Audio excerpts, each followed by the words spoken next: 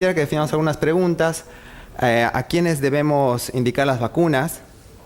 Si esto ha cambiado en los últimos años, si solo en la vacuna antigripal o también en la vacuna antineumocócica. ¿Cómo están funcionando las vacunas realmente y cuáles sirven, cómo es que sirven? Si todas las vacunas sirven para lo mismo y el esquema de vacunación actual. Vamos a viajar un poquito en el tiempo y nos vamos a acordar del 2009, que seguramente la gran mayoría hemos pasado por esa crisis de la gripe A, de la N1H1. 2009 realmente fue catastrófico. Yo me acuerdo que en el hospital, el María Ferrer, tal vez conocen la terapia, son 8 camas, y yo llego un martes a la guardia y habían 11 camas. Pero en realidad habían 10 camas y un sofá, con una señora apoyadita con las patas arriba y un BNI medio adherido a la cara de ladito, porque no daban los terapistas, no daban los kinesiólogos, no dábamos los residentes. Y la verdad que esa época fue tremenda. Y un poco hizo un switch en toda la sociedad sobre la indicación de la vacuna antigripal. Hay trabajos que han demostrado que la indicación de la vacuna subió casi hasta un 90 y pico % después de la gripe A. Y lo que pasó en los últimos años es que esto ha ido bajando porque nos desestresamos, no pasó nada. Les decimos a las embarazadas que se cuiden porque sabemos que son grupo de riesgo, pero bajamos el índice de vacunación antigripal a casi el 70%. Así que en realidad eso hay que trabajarlo un poco más. Hemos pasado de tener una paciente de 28 años, joven, asmática, con motivo de consulta en la guardia de disnea, fiebre, algo de tos, una regular mecánica ventilatoria, pero saturando bien, con un FeV1 bajo, claramente bajo, que tenía una crisis asmática. Pero en ese año hemos llegado a tener pacientes jóvenes, 25 años, asmáticos, con antecedentes previos, sin broncoconstricción o tal vez broncoconstricción leve. Un paciente así tendría tal vez un teórico de 3.300, 3.200, pero hipoxémicos. Y hemos pasado de ver en ese momento pacientes con estas neumonías a estas neumonías bilaterales, simétricas, con esa disociación clínico-radiológica del paciente con una neumonía viral. Acordándonos un poquito, el 24 de abril la OMS declara muchos casos, especialmente esto empezó en los Estados Unidos, que empezó a haber un brote en la época invernal, pero donde realmente hizo una explosión mundial y que la OMS determinó como una pandemia fue en México, porque se empezó a observar mucha mortalidad. Esa pandemia, en realidad, en junio llega a niveles máximos de alerta de gripe A de la cepa H1N1.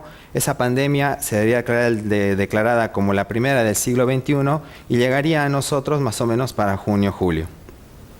Pero en realidad eso no fue nuevo. La gripe siempre hubo mutaciones de la hemaglutinina de los virus, y sabemos que en 1918 ya hubo el H1N1.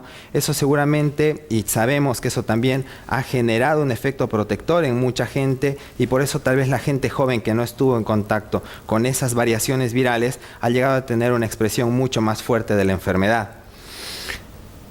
La historia ha determinado que en la gripe española hubieron miles de muertes, también pasó en 1957, 1968. Los síntomas de enfermedad tipo influenza marcaron mucho la enfermedad en ese tiempo y eran los pacientes que en ese momento se les daba mayor atención. Sabemos que las infecciones del tracto respiratorio bajo son la tercera causa de muerte en el mundo. La primera de germen es el neumococo, pero ¿qué es lo que viene pasando? En los últimos años, la verdad que en las neumonías virales, y en este caso la influenza, pero sin dejar atrás el adenovirus para influencia y el sincitial respiratorio, están avanzando mucho en su incidencia.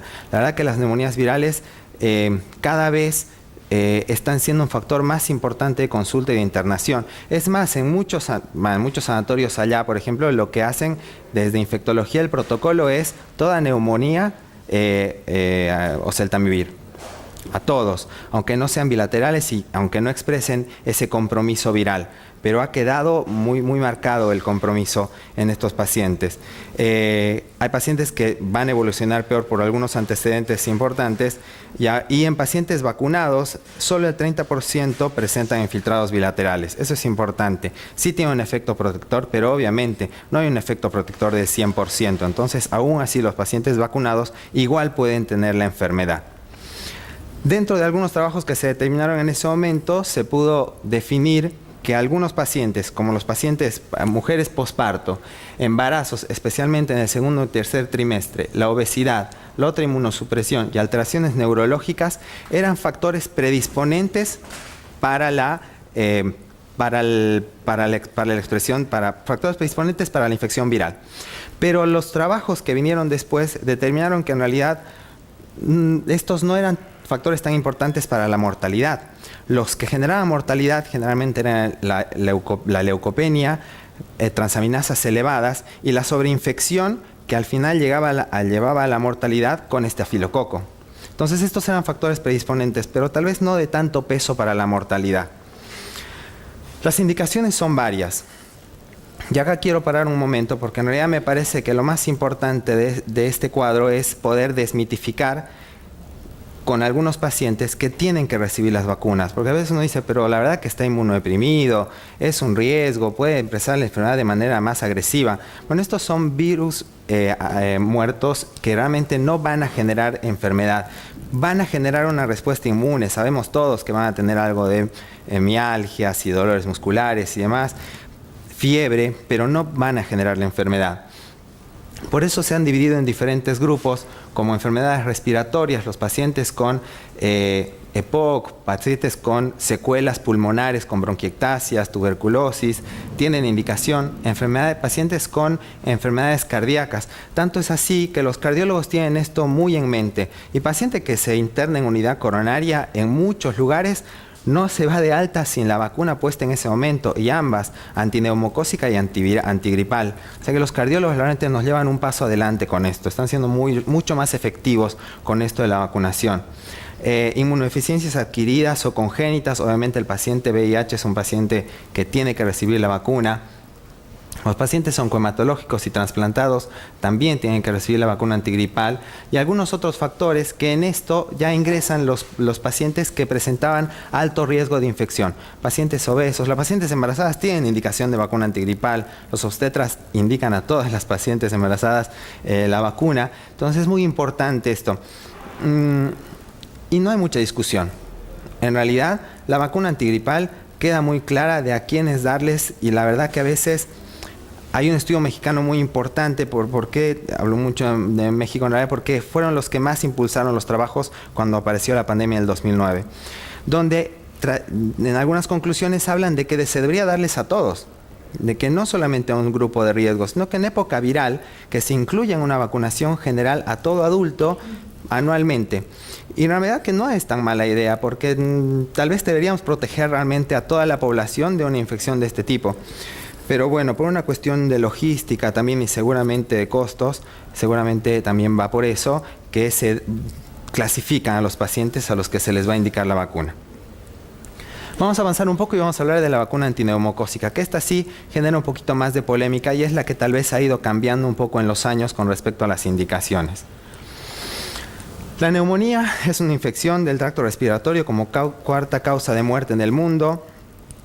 El neumococo es responsable de las neumonías hasta en un 60%. En todos los pacientes tenemos muy en claro que el primer germen que hay que cubrir es un neumococo. O sea, está buenísimo pensar en PCP y en pacientes en gram negativo, así que esta cavitón y es bilateral, y el estáfilo que está ganando mucho terreno últimamente en las neumonías de la comunidad, el estáfilo meticilino resistente de la comunidad, ya que está pesando mucho, pero el neumococo sigue siendo el primero.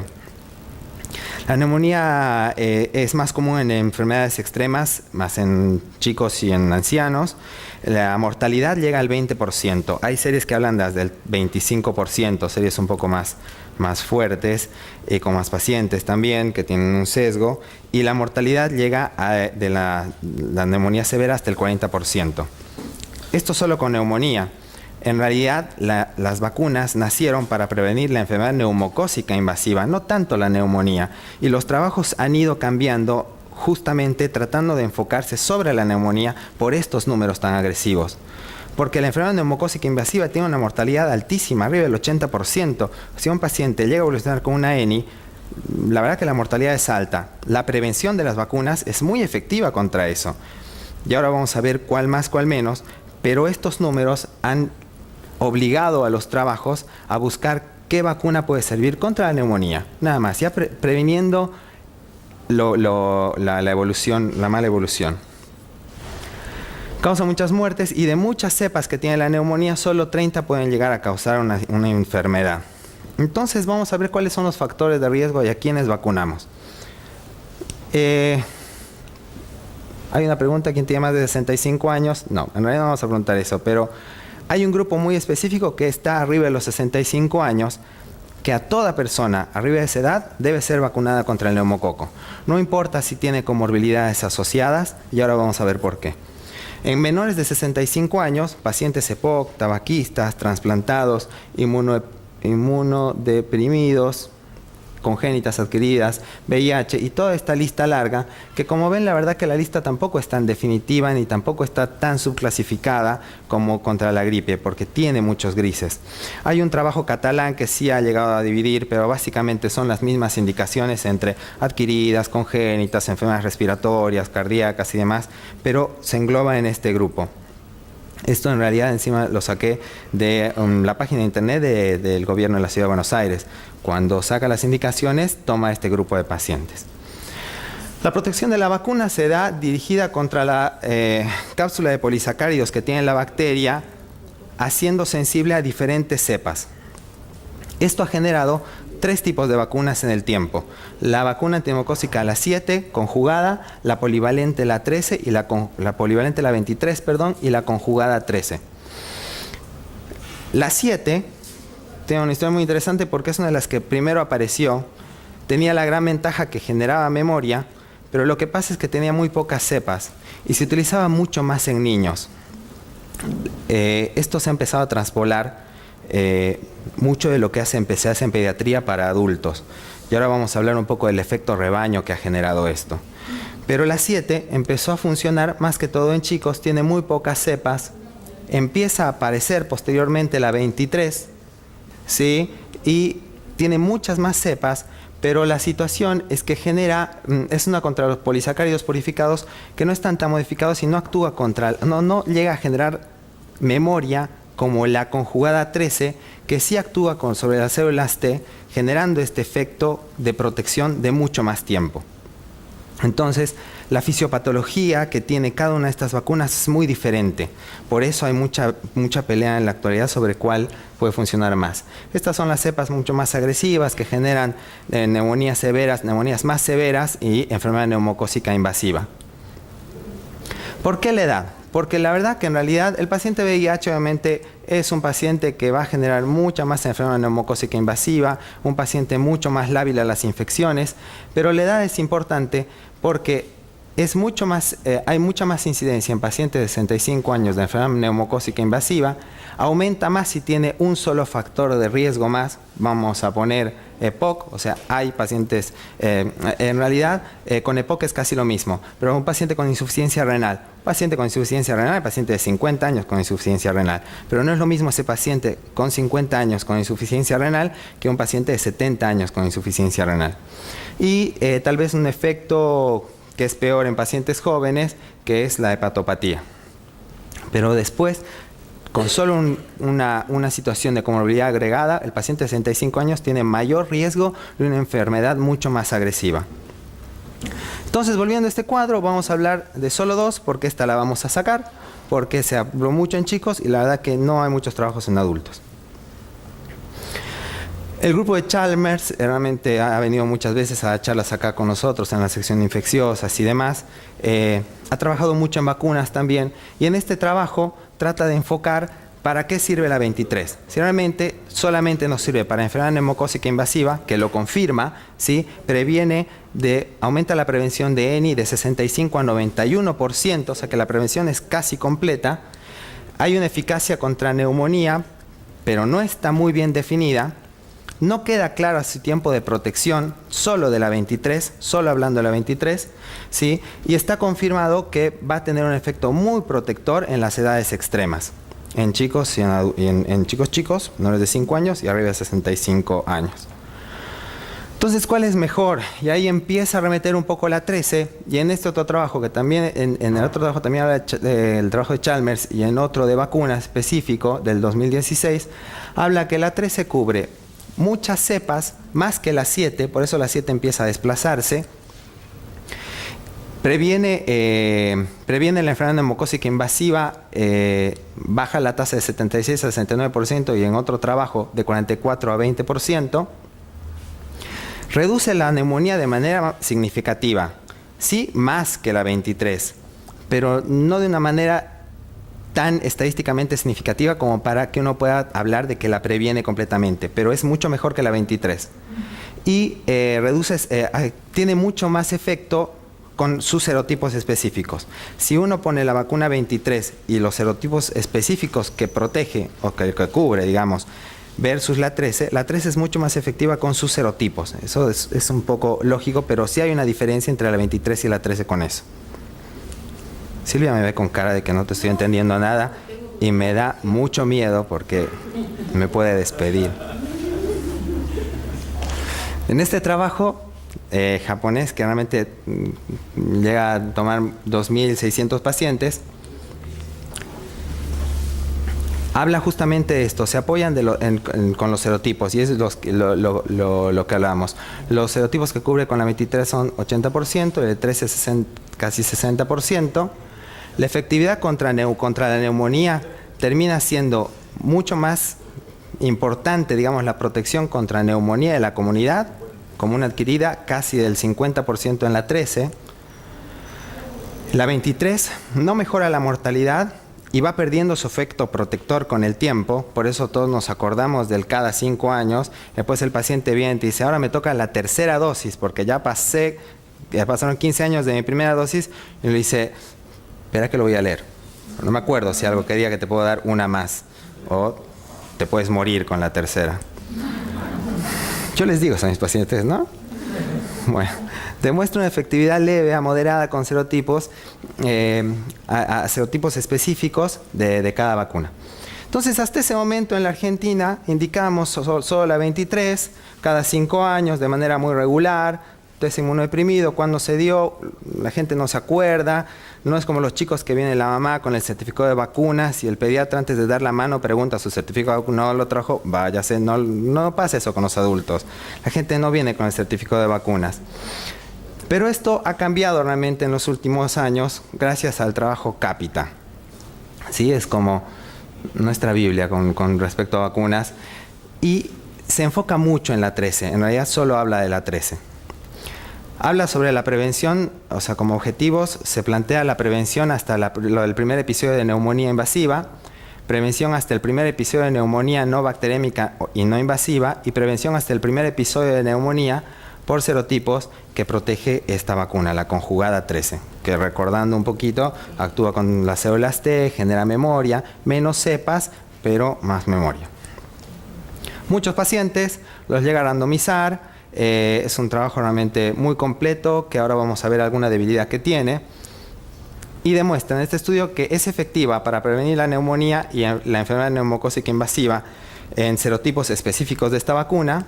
La eficacia persiste en el tiempo por lo menos por 4 años, o sea, ¿qué pasa con la 23? Se ha visto que van bajando la capacidad protectora, por decirlo así, pero con esta no. La eficacia de la prevención al primer episodio de neumonía es casi del 50%, muy similar al trabajo previo que llegaba al 40%. La eficacia de la prevención de neumonía no bacteriémica es del 45% y llega casi a una protección del 80% de enfermedad neumocócica invasiva. Yo personalmente, leyendo este trabajo, saqué la conclusión de que una sirve para una cosa más y la otra para otra.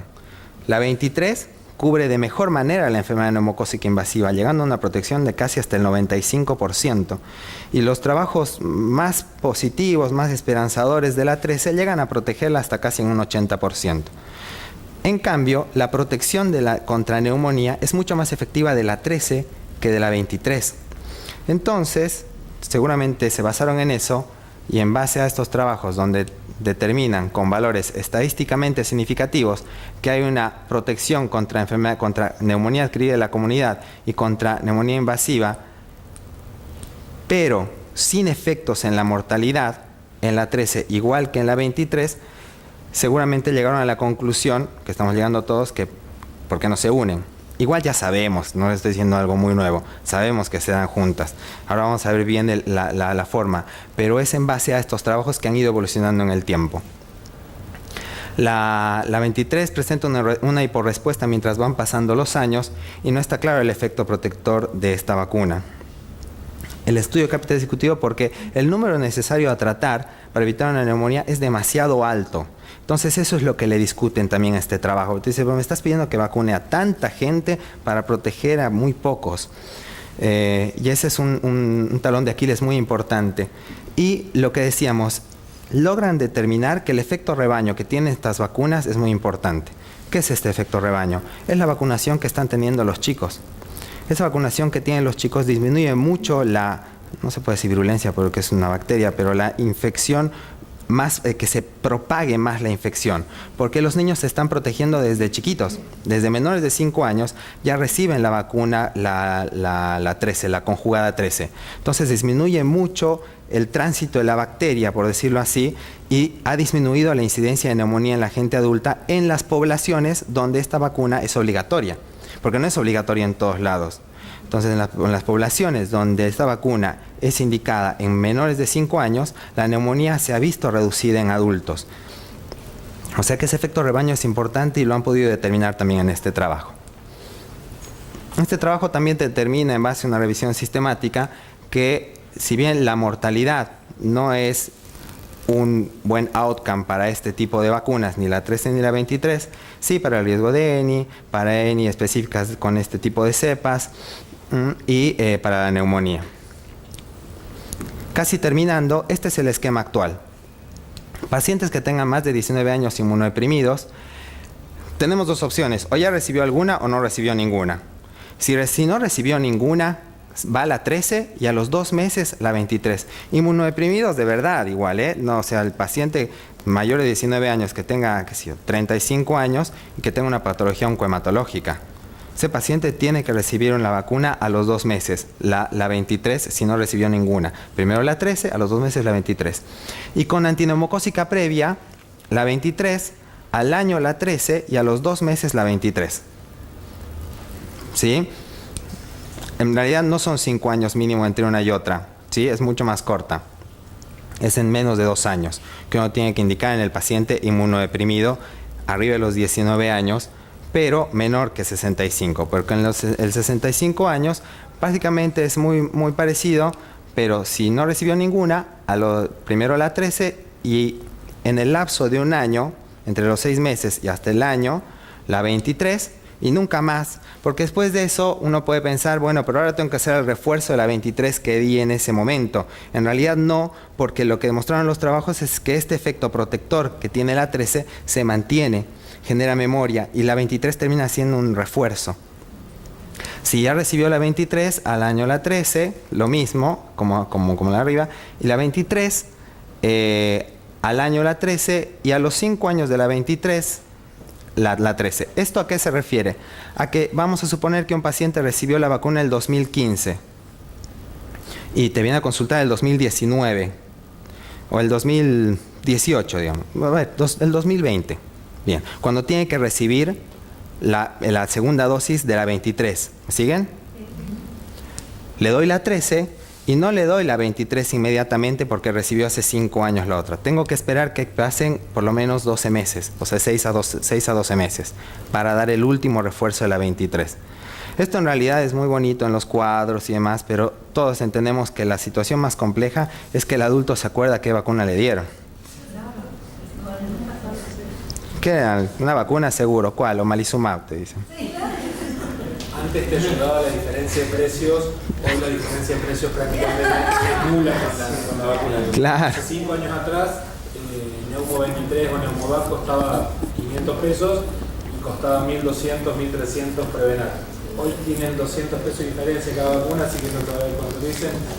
Y es más, hay otra cosa más. En realidad, ni siquiera los costos son un problema porque hace un año el Ministerio de Salud está no está dentro del plan de vacunación. Es tipo una prueba piloto que hicieron una presentación en Buenos Aires, la Sociedad de Infectología y demás, en la que está en todos los hospitales públicos para la administración con la indicación adecuada.